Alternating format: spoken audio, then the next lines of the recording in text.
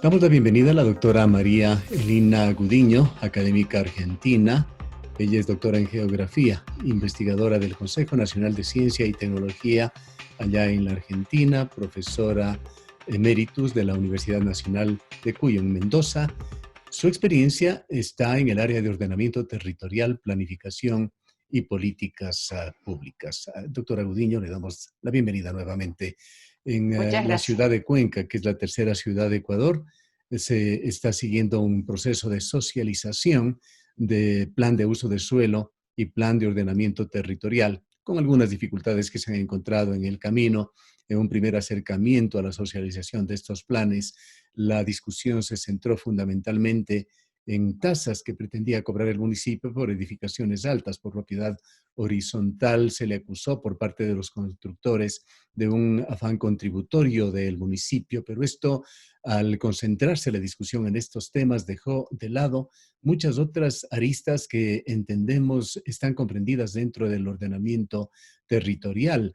El uso del agua, la energía, árido, suelo urbano, suelo agrícola, urbanismo, sus consecuencias directas o indirectas con la movilidad, etcétera. Quisiéramos conocer y compartir su experiencia con los cuencanos. Bueno, antes que nada, saludos a todos. Para mí es un lugar muy especial, Cuenca, porque fue el primer contacto que yo tuve con Ecuador y realmente he estado varias veces en su ciudad, que realmente es maravillosa y que tienen que cuidar mucho y que existe mucha preocupación a veces porque discutíamos incluso con un investigador en una oportunidad que yo estuve en Cuenca del problema que veíamos a través del tiempo de los lugares patrimoniales que tienen, que dan lugar a nuevos edificios. Ese patrimonio no se puede perder, porque si se pierde patrimonio se pierde identidad. Entonces, eso es muy importante que ustedes lo tengan en cuenta. Así es, y acabamos justamente de conmemorar 21 años del reconocimiento de la UNESCO de Cuenca como Ciudad Patrimonio de la Humanidad. Es así, es así. Yo creo que tienen que trabajar mucho en mantener ese valor que tienen ahí. Y usted me habla de un tema que para mí es trascendental en el tema de ordenamiento territorial, que tiene que ver con la zonificación de usos del suelo. Porque el territorio es el espacio en el cual todos vivimos. El territorio es un lugar donde existen un juego de poderes, poderes privados y poderes públicos por ese territorio. Pero es donde transita la vida de todos nosotros. Y por lo tanto involucra una gran complejidad su abordaje. Por eso, ¿por qué pongo en énfasis el tema de la zonificación? Porque en el caso de ustedes tienen un sesgo muy marcado hacia el urbano solamente, mientras que la mayoría de los territorios, no solamente ustedes, me refiero en general en América Latina, mientras que la mayoría de los territorios no involucra solamente lo urbano, involucra también lo rural. Entonces, el hecho de prestar más atención siempre al urbano y al tema del mercado inmobiliario, después vamos a hablar un poquito del mercado inmobiliario, si usted quiere, o me hace alguna pregunta al respecto, pero me gustaría dejar sentado este tema en el sentido de que el territorio es una unidad, es una integración, donde está delimitado jurídica y administrativamente, o sea, que está normado. Y si está normado, tiene que estar normado todo el territorio.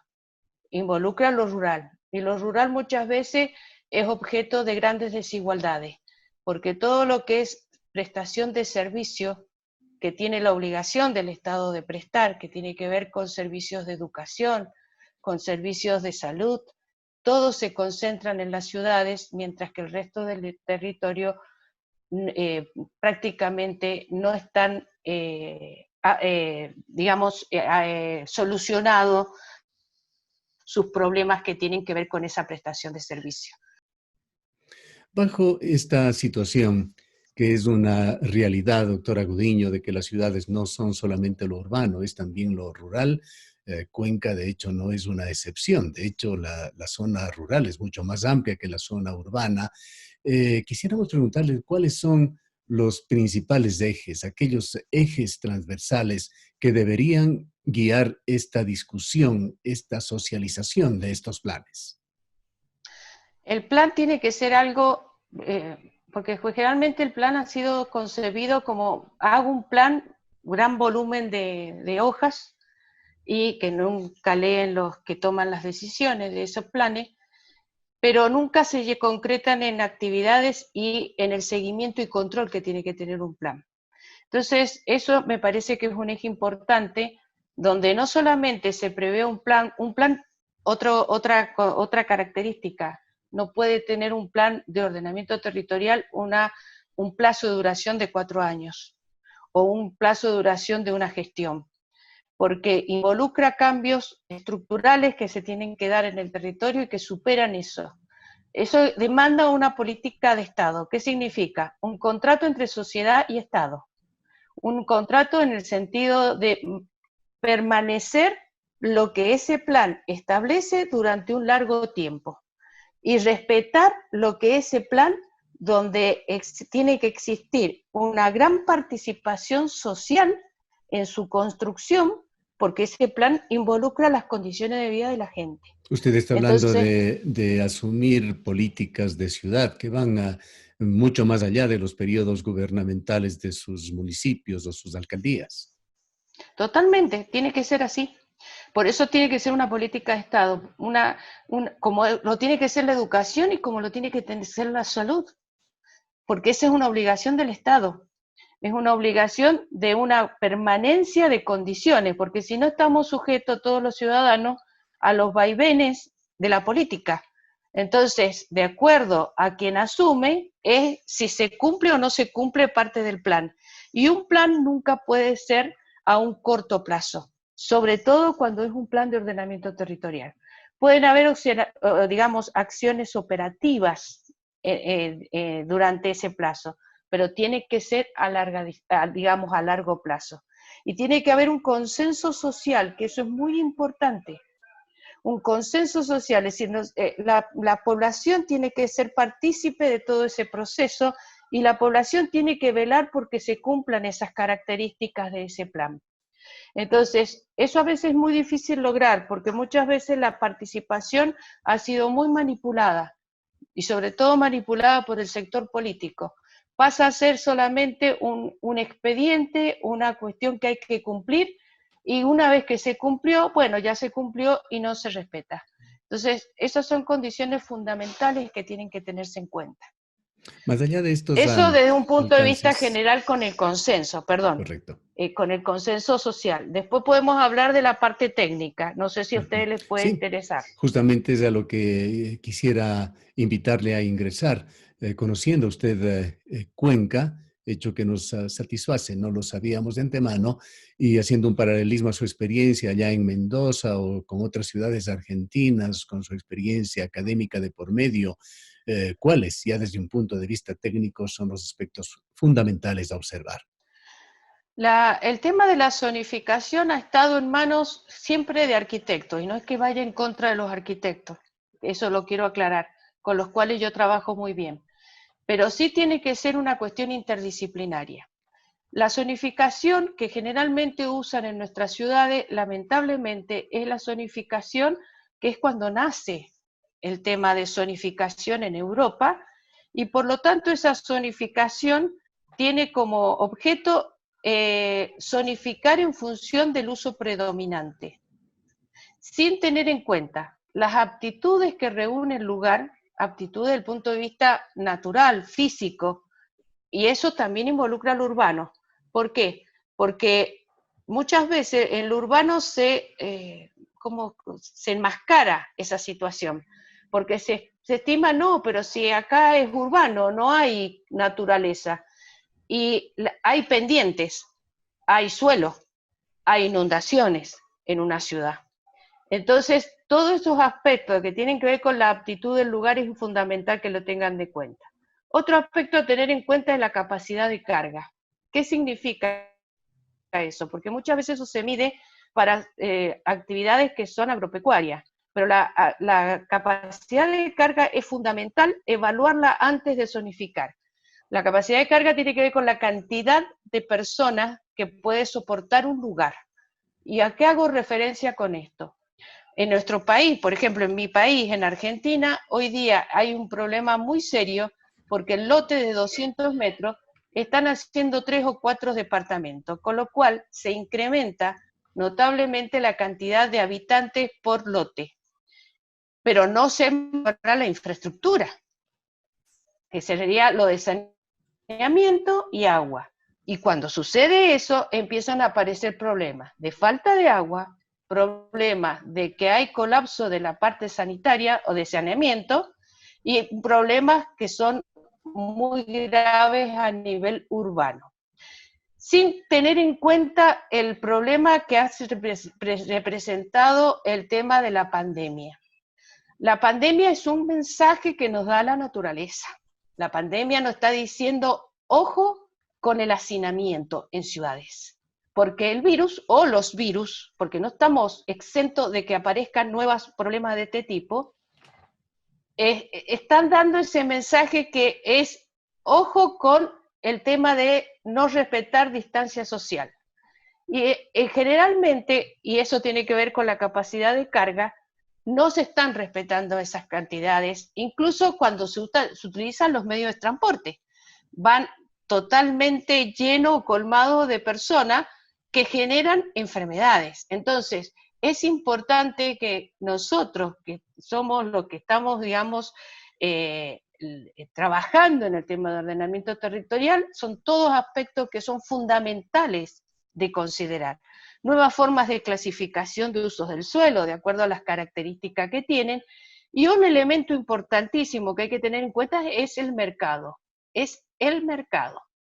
El mercado, es decir, hoy día en nuestras ciudades hay un proceso de retracción de parte del Estado y un avance desmesurado sin regulación de parte del mercado, que son todos los que son empresas privadas, acompañadas muchas veces de la acción pública, porque conviene, porque le retribuye más tributos al municipio el hecho de la construcción en la ciudad, y entonces se ubican en cualquier lado sin tener en cuenta condiciones de aptitud y capacidad de carga como la que yo les acabo de mencionar. De esa manera, las ciudades crecen tipo sprawl en forma descontrolada y por lo tanto el mismo Estado posteriormente se ve afectado porque tiene que invertir más en infraestructura para poder satisfacer la demanda de las personas. Es decir, ese proceso de causación circular provoca efectos negativos en la sociedad, en la población que habita esa ciudad.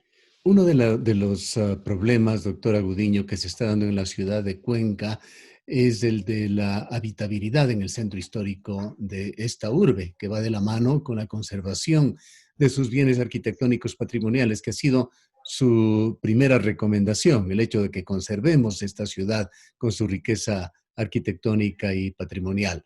Para los propietarios del centro histórico se vuelve esto un verdadero problema, pues mantener estas viviendas, en muchos casos casonas, significan costos altos y una baja rentabilidad, porque la gente no quiere, no encuentra las condiciones para, o los atractivos para habitar el centro de la ciudad. ¿Qué sugerencias tiene sobre este tema, que ha sido parte también de este debate en esta urbe? Pues el municipio intenta cambiar normas de edificabilidad en el centro histórico.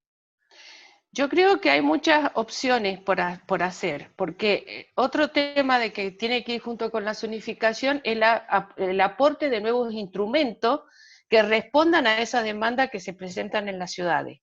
Es decir, existen, por ejemplo, el tema de servicios ambientales, en el sentido, pero no ya de la naturaleza en sí, sino también de bienes patrimoniales, con lo cual muchas veces eso llevan a procesos de reinversión en esas mismas ciudades. Es decir, por supuesto que significa cambiar de un punto de vista de la forma como se tributa, es todo un sistema estructurado que tiene que ser modificado. Pero indudablemente yo creo que esa es la obligación de parte del Estado de velar porque esas cosas no sucedan. Entonces tiene el Estado muchos instrumentos, incluso en los países desarrollados en este momento se están utilizando esos instrumentos como para evitar, es decir, para desalentar o para promover inversiones en determinados lugares. ¿Eso qué requiere? Requiere de sistemas informáticos, sistemas de información o tecnología de información geográfica muy avanzados, no solamente hacer un mapa, sino que requieren de un equipo técnico que tenga capacidad como para poder aplicar ese tipo de instrumentos. En lo que respecta también a esta ciudad de Cuenca, ¿qué nos puede decir sobre los recursos naturales? Cuenca, como usted conoce, es una ciudad que está atravesada por 4 ríos. El nombre oficial de la ciudad es Santa Ana de los Ríos de Cuenca. Y Cuenca y la provincia es una provincia rica en recursos hídricos, pero no son bienes inagotables. Y aquí tenemos que considerar que Cuenca está rodeada por cinturones verdes muy importantes que en buena medida han sido, digamos que adecuadamente cuidados por las autoridades correspondientes, particularmente por una empresa pública que ha ganado prestigio internacional, Etapa EP. Pero asimismo, el Azuay es bastante rico en recursos mineros y esto ha encendido muchas ambiciones de empresas mineras. Una buena parte de su territorio se encuentra concesionado para exploración minera. Algunos proyectos van concretándose ya para la fase de explotación y se ha encendido una preocupación generalizada en esta urbe por las amenazas que se vienen, sobre todo en cuanto a sus recursos hídricos con la minería. Quisiéramos también conocer su punto de vista sobre este debate y su relación con los planes de regulación sobre los que estamos conversando. Mire, es un tema para mí muy, muy sensible porque nosotros, en el caso de Mendoza, dependemos del agua de los ríos. Es decir, nosotros vivimos en un oasis creados por el hombre, porque la cantidad de precipitaciones anuales que nosotros tenemos son menos de 200 milímetros anuales, por lo cual dependemos del deshielo, de la zona de la montaña, de la cordillera de los Andes. Entonces, para nosotros el tema del agua es un tema muy sensible e incluso la Universidad de Cuenca me invitó hace muy poquito tiempo a participar en un simposio que siempre he estado, de arquitectura que se hace todos los años, y fue el tema que yo traté, porque yo creo que las condiciones son muy similares a lo que pasa en mi provincia, que gracias a el poder ciudadano, gracias a la comunicación, es decir, acá como vivimos en un ambiente muy frágil, la gente está totalmente alerta a que no toquen el agua. Y gracias a eso que no tocan el agua, no han podido las empresas mineras empezar a explotar en la zona de la montaña, porque sería catastrófico en el caso de la ciudad de Mendoza por un tema de contaminación que pueden llegar a ocurrir. Yo creo que es una alerta importante que hay que tener en cuenta. Y no es que uno quiera ir en contra de la minería, pero cuando hay que elegir entre cuidar a las personas o obtener plata de la minería, yo creo que la decisión tiene que ser una. Existen posibilidades hoy día se habla de la minería responsable, pero es una cuestión donde las empresas tienen que empezar a trabajar en esa línea, pero muchas veces lo que sucede es que en la población existe temor. Por ejemplo, en Mendoza existe temor. Cuando tenemos un Estado que lamentablemente no controla, entonces, indudablemente, la gente no quiere saber nada de la minería. Hay que evaluar y hay que sopesar, y sobre todo en el caso de ustedes, es decir, y yo lo pongo y lo remarco, Ecuador yo creo que es un ejemplo en el sentido de haber puesto en su constitución el tema de ordenamiento territorial y el tema del buen vivir.